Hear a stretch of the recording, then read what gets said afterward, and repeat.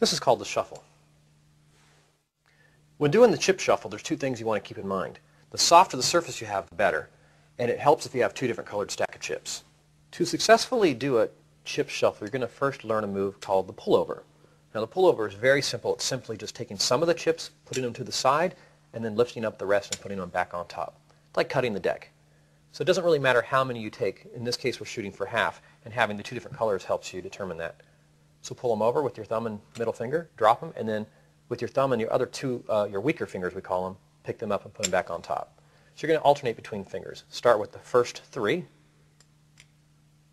and then pick up with your pinky and your ring finger. That's the techniques you want to get through because those are the fingers that are going to enable you to do the shuffle. To do the complete chip shuffle, you're going to start off by doing the pullover like before. But the back chips aren't going to go to the top. They're going to be held in the pullover position, just butted up next to the other stack of chips. The front two fingers that are free are just going to trap the chips from going anywhere, so this can move as one solid block. You're going to apply pressure together. All your fingers are going to kind of go like this. It's really a feel you're going to have to develop, but all the fingers kind of slightly squeeze together. And at the same time, this back stack right here is lifted up on an angle, a slight tilt, a very, very slight tilt. You can do that with your ring finger and your thumb, just a slight tilt.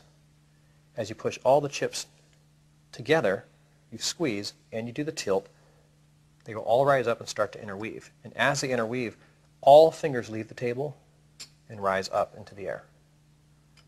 I'm doing this very, very slowly so you can try to visualize what's going on. All the fingers are going to squeeze together. You're going to do a tilt with the back fingers, and then all the fingers go up. If I had a very large stack, it would look like this.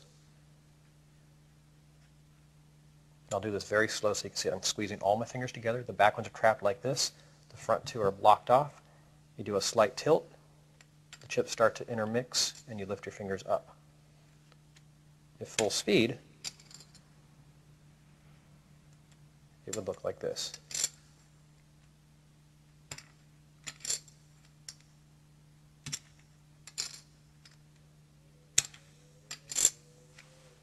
One final tip about chip shuffling. I would recommend starting off for your first time with about 6 chips and adding chips as you get better.